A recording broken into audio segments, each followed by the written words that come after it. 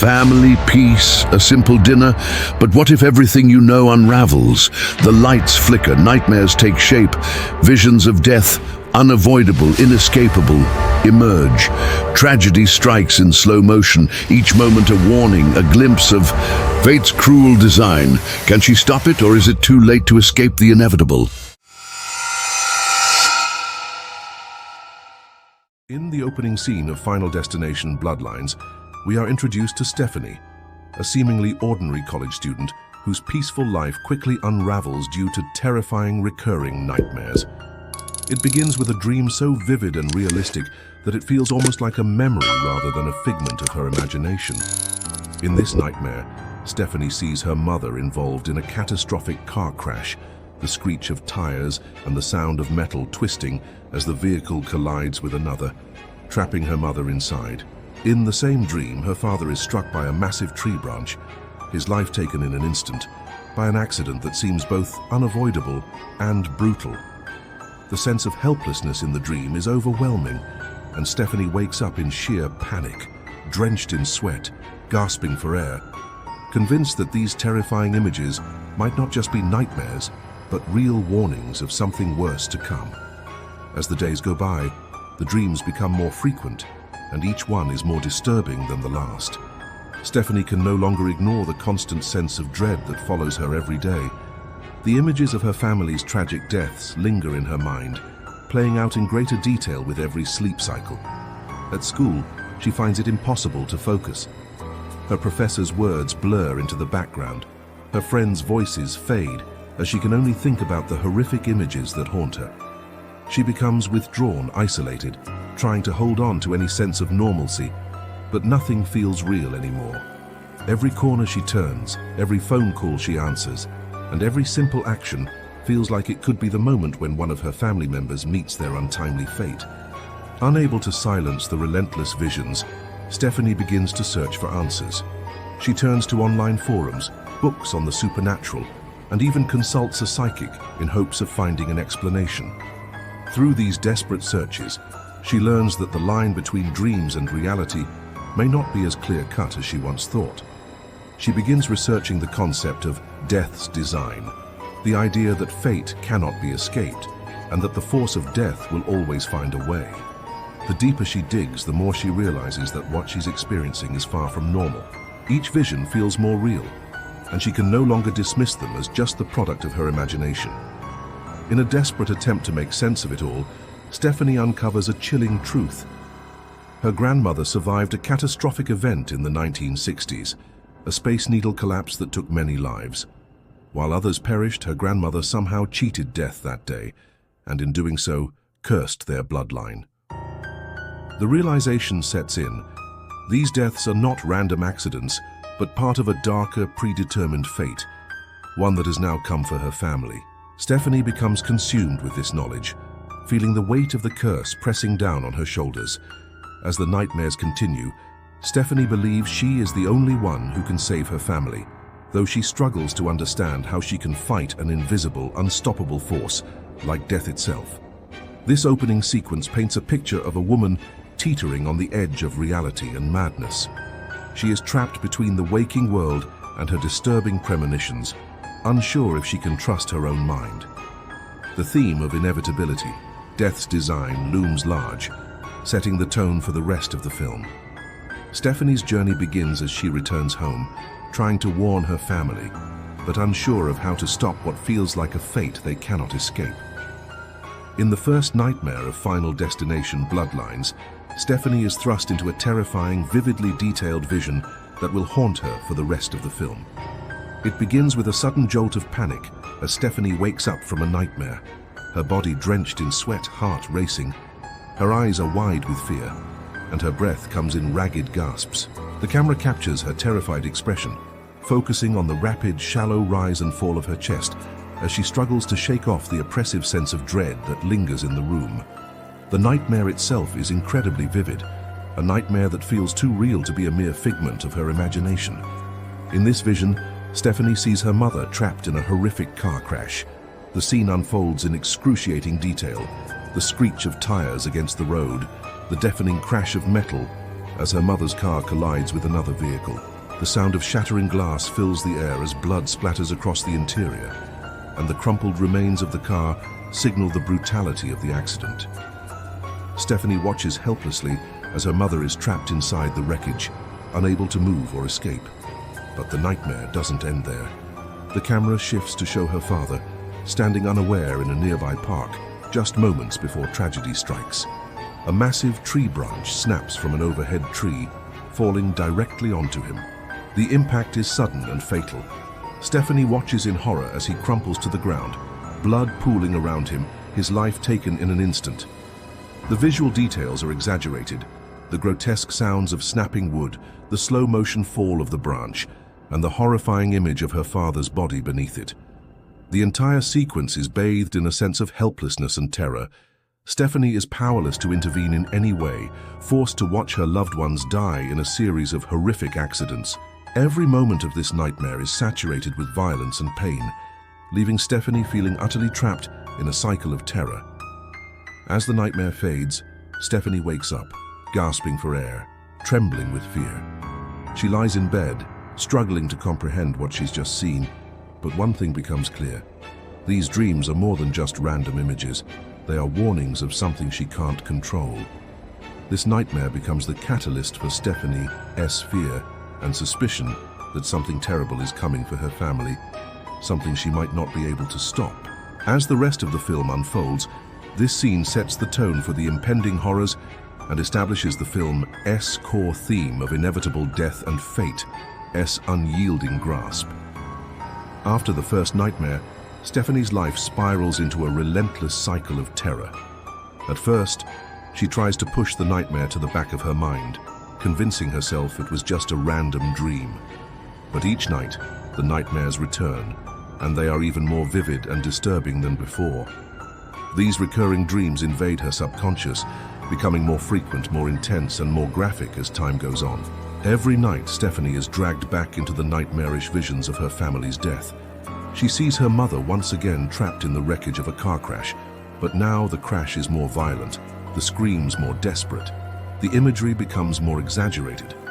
The fireball from the crash, the twisted metal, the horrifying flashbacks to the moment of impact, all depicted in gory detail. The visual of blood soaking into the ground seems to linger longer, making the reality of the nightmare feel uncomfortably close. In another recurring vision, Stefanie sees her father again, this time being crushed by a falling tree branch, but the scene grows more grotesque with every repeat. The branch splinters into jagged pieces, tearing through his body. Stefanie is powerless, watching from the sidelines as the branch's impact changes with each retelling. Now it not only kills him, but mutilates his body. The nightmare is constantly shifting, becoming more horrific, as if death itself is adapting to ensure that no matter how she tries to change things, it will always find a way to make it worse. Stefanie's waking life begins to mirror her nightmares. She starts to feel the weight of dread during her daily routine. While in class, Stefanie zones out, unable to focus on anything, as visions of her family's horrific deaths flash before her eyes. She starts avoiding places and situations that trigger these visions. When she's walking down the street, she sees a car with a similar color to the one in her nightmare, and her heart races. In crowded spaces, she's struck by the feeling that she's being watched, and she can't shake the sense that death is closing in. Her friends and family begin to notice that something is wrong. They observe her becoming increasingly anxious, her behavior erratic. At night, Stefanie sits in the dark, staring at the walls, unable to sleep, fearing the next nightmare. She becomes withdrawn, avoiding contact with people, and spends her time researching anything that might explain her visions. But no matter what she finds, nothing can stop the recurring images of her family's violent deaths. In one particularly vivid dream, Stefanie finds herself standing in the middle of the highway as a car swerves toward her, a reflection of her growing sense of being helpless and trapped. The line between her waking reality and the nightmare world begins to blur. The visions are no longer confined to the dream realm. They bleed into her waking moments as if they are trying to tell her something, a warning she can't ignore. Every night the pattern repeats, and with each nightmare, Stefanie feels increasingly powerless. No matter how hard she tries to change things or intervene, she's left with the unsettling feeling that the fate of her family is sealed. And no matter what she does, it's only a matter of time before death claims them. The recurring dreams not only wear down her mental state but begin to destroy her sense of reality as she struggles with whether what she is experiencing is just a product of her fear or if it's truly a glimpse of something she cannot control.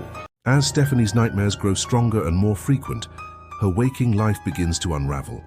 The fear and dread that have haunted her during sleep start to creep into her daily routine, leaving her distracted and unfocused. At school, Stefanie finds it nearly impossible to concentrate. The words of her professors blur into a haze, and the pages of her textbooks become meaningless as her mind drifts back to the horrific images of her family's impending deaths. She tries to attend classes and engage in normal conversations, but it feels as though the weight of the nightmare world is pulling her under, consuming her thoughts. Every time she closes her eyes, the vivid scenes of blood and destruction replay in her mind, making it impossible to stay present in the real world. The emotional toll is apparent as Stefanie's behavior changes dramatically. She becomes withdrawn, her interactions with friends becoming increasingly strained. She avoids eye contact, gives short answers, and finds herself zoning out in the middle of conversations. Her friends, who once knew her as a lively and engaged person, begin to notice that something is wrong. They try to reach out to her, asking if she's okay, but Stefanie brushes them off, afraid to admit the truth. The visions are too terrifying to share, and she fears they won't understand or believe her. Stefanie becomes isolated, keeping her thoughts to herself and shutting out anyone who might try to help. Desperate for answers, Stefanie starts researching the possible causes of her nightmares. She combs through books on psychic phenomena, hoping to find an explanation for the disturbing visions. She stumbles upon articles about prophetic dreams, premonitions, and how some people claim to receive warnings from the afterlife. But as she delves deeper into the subject, she becomes more unsettled. The more she reads, the more she realizes that what she is experiencing isn't just a random nightmare, but something far darker and more profound. Her research leads her to ancient folklore about death's design, the belief that death has a predetermined order and that no one can escape their fate. In some cultures, it's said that when someone cheats death, the cycle of death is thrown off balance, and it will return to claim them in a more gruesome and inevitable way. Stefanie is horrified to learn that this idea of death's unyielding grasp might be the explanation for the visions she was having, and that her family might be cursed by this very concept. Despite her growing understanding, Stefanie is still left with no answers and no way to stop the death that seems to be looming over her family. The more she tries to find a logical explanation, the more she realizes that she's dealing with something beyond her control. She feels increasingly helpless and fearful of what's to come, but she refuses to give in. Stefanie becomes obsessed with trying to find a way to break the cycle, knowing that every night brings her closer to the terrifying reality she's seen in her dreams. But she remains silent, afraid to burden anyone else with the crushing weight of her knowledge and the fear that she might not be able to save her family in time. As the psychological toll of the situation builds, Stefanie starts to question her own sanity. The line between what's real and what's a dream becomes harder to distinguish. She feels like she's losing control, caught in a battle against a force she cannot see or fight.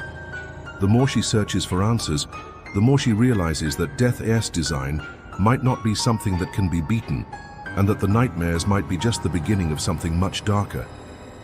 In the warning scene of Final Destination Bloodlines, Stefanie's growing dread and paranoia culminate in a chilling moment where her nightmares cross the boundary between dream and reality. One night, as she falls asleep, she is pulled into yet another terrifying vision. This time it involves her younger brother, Alex. In the dream, Alex is driving alone down a winding road when suddenly his car is struck by another vehicle in a violent collision. The vision is hauntingly detailed, from the deafening crash to the shattered glass flying through the air. Stefanie watches helplessly as her brother is thrown from the car, his body slamming against the pavement. The entire scene plays out with excruciating clarity. Every sound, every sensation, and every horrific detail becomes real to Stefanie. As Stefanie watches her brother's life hanging in the balance, she wakes up suddenly, gasping for breath in a cold sweat, her body trembling with terror. She's completely disoriented, the vivid images of the accident still fresh in her mind. She's overwhelmed by a sense of urgency and panic, convinced that the nightmare wasn't just a dream, but a forewarning of something inevitable. In a frantic attempt to stop it from happening, Stefanie immediately grabs her phone and tries to call Alex, her hands shaking as she dials his number. But as the phone rings and rings, something inside Stefanie tells her that she's too late, and even if she reaches him, there's nothing she can do to change what's coming. The feeling of déjà vu is overwhelming. The events of the dream are unfolding as she saw them, and she realizes that death's design might be too powerful to escape. The feeling that fate is already set in motion makes her stomach churn with dread. Stefanie's attempts to reach her brother are in vain, and she's left with the terrible sense of inevitability, as though the forces of death are already at work, and there's nothing she can do to stop them. The scene leaves Stefanie feeling more powerless than ever before. The dreams she's been having are no longer just haunting visions. They're real, or at least they feel real enough to be a terrifying prophecy. Her fear of the deaths she's seen is no longer just a result of her imagination. It's a terrifying reality she's forced to face. Stefanie begins to understand the true gravity of the situation, that her nightmares are not simply random occurrences, but warnings that she cannot ignore. She starts to believe that death is coming for her family, and no matter what she does, there's no way to cheat fate. In this moment, Stefanie is faced with the grim realization that she may be powerless against the forces she is confronting. The weight of inevitability settles over her, and for the first time she feels like she might not be able to save her family or herself from the deadly force that is closing in on them. The sense of hopelessness is palpable, and Stefanie's emotional journey takes a darker turn as she realizes she is trapped in a cycle of fate that she cannot escape.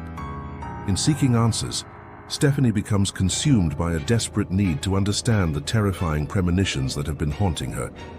The fear of her family's impending deaths is too much for her to ignore any longer, and she begins a relentless search for any explanation that might make sense of the dark visions she is experiencing.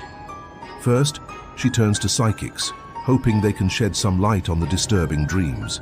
She visits a well-known psychic in the area, someone reputed to have connections with the spiritual world. The psychic listens intently as Stefanie recounts the vivid details of her nightmares, the car crash, the falling tree branch, and the inevitable deaths of her family members. The psychic listens in silence, her expression growing increasingly grave as Stefanie speaks. Finally, the psychic tells her that death's design is not something easily understood. It's an ancient force, a cruel twist of fate that follows certain bloodlines, ensuring that no one can escape its grasp. Stefanie leaves the session feeling more disturbed, but also more convinced that her nightmares are warnings, not just random dreams, but a glimpse into a future that is already sealed. Undeterred, Stefanie digs deeper. She spends countless hours scouring ancient folklore, trying to find any mention of cursed families, death's inevitable pull, or prophetic dreams. She learns about cultures that believe death follows a preordained path, and that when someone cheats death, it comes back with vengeance, claiming their life in the most gruesome and tragic way possible. The more she researches, the more she begins to believe that her family is under the influence of something far darker than she can comprehend. In addition to psychics and folklore, Stefanie turns to another source, dream interpretation. She buys books, attends workshops, and even contacts an expert in dream analysis. The expert listens to her story, hearing about the recurrent nightmares and the chilling sense of inevitability that accompanies them. After a few sessions, the expert tells her that her dreams are likely the result of intense emotional trauma or stress. However, Stefanie can't shake the feeling that there's something more to them. She questions the expert's conclusions, sensing that this is not simply a product of stress, but something far more sinister. Each night, the same disturbing images return, growing increasingly graphic and painful, and Stefanie can no longer believe that they are just the result of a stressed mind. As the days pass, Stefanie's fear deepens, and she feels completely alone in her quest for answers. The sense of doom becomes so overwhelming that it begins to consume her every waking moment.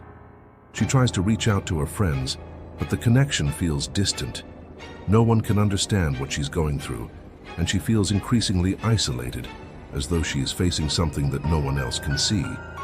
Her once busy social life fades into the background as she becomes more obsessed with her family's fate. The more she isolates herself, the more disconnected she feels from the world around her, unsure of who she can trust, or if anyone can truly help her. The worst part of all is that Stefanie starts to lose trust in her own perception of reality. Is this really happening, she wonders. Her mind races between logic and fear. She tries to hold on to a shred of rationality, but the nightmare-like quality of her waking hours leaves her unsure if she's living in a dream or in the harsh reality of a curse she can't escape. The uncertainty drives her further into isolation as she struggles to discern whether her terrifying visions are real or simply a product of her fraying mental state. This search for answers, and the lack of any satisfactory explanation, only deepens Stefanie's sense of helplessness and doom. Each new answer seems to reinforce the idea that the visions are not just random dreams, but terrifying glimpses into a future she cannot change. The constant sense of being trapped, unable to alter her fate, makes Stefanie feel more powerless with each passing day, setting the stage for the final confrontation with the dark force that has been stalking her family.